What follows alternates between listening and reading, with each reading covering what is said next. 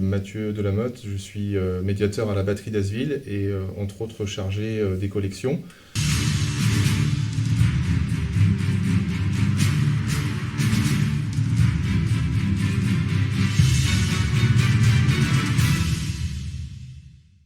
Donc la batterie d'Asville, ce n'est pas un musée à proprement parler, c'est un site, mais nous avons quand même des collections avec maintenant plus de 300 objets.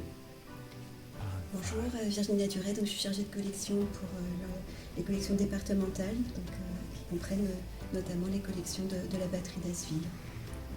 Alors le département, donc il y a une dizaine de sites avec chacun des collections, donc très diverses, de maisons d'écrivains, artistes, en passant par la batterie d'Asville, le musée de la céramique à Gers, l'abbaye d'Anville, des collections maritimes, Tatillou, Renéville, l'écomusée de la baie à Vins, et ce qui représente à peu près aujourd'hui 13 000 objets.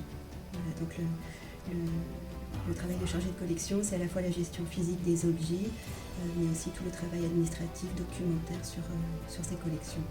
Les inventorier, les conserver dans des conditions adéquates, avec un environnement approprié pour chaque typologie, chaque matériau, et puis les étudier et les mettre à disposition pour des expositions, des valorisations ou des publications.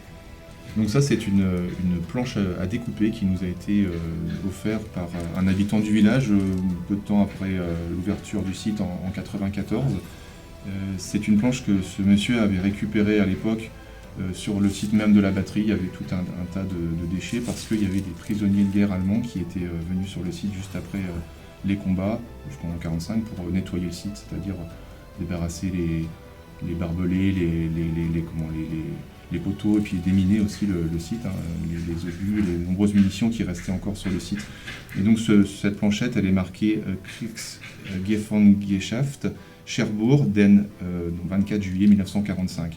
Donc c'est un souvenir de captivité des prisonniers allemands, qui était sûrement dans un camp de Cherbourg et qui est venu travailler à Asville quelques jours pour le déminage ou alors pour le nettoyage du site.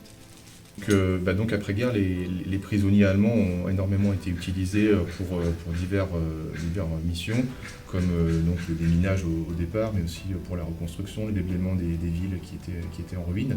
Et donc il y avait de nombreux camps de prisonniers, dont certains vraiment de très grande taille, comme celui de Foucarville, qui était géré au départ par l'armée américaine et qui, quelques années plus tard, a été confié à l'armée française. Et c'est des camps qui ont fonctionné jusque dans les années 1947, on va dire. Donc qui ont accueilli des milliers de prisonniers. Les premiers prisonniers allemands, en fait, ils vont être envoyés, comme les prisonniers qui ont été faits à Asville, ils vont être envoyés en Angleterre et aux États-Unis parce que l'armée américaine, les Alliés, en fait, ont envoyé une bonne partie de leur jeunesse combattre en Europe et sur le front du Pacifique.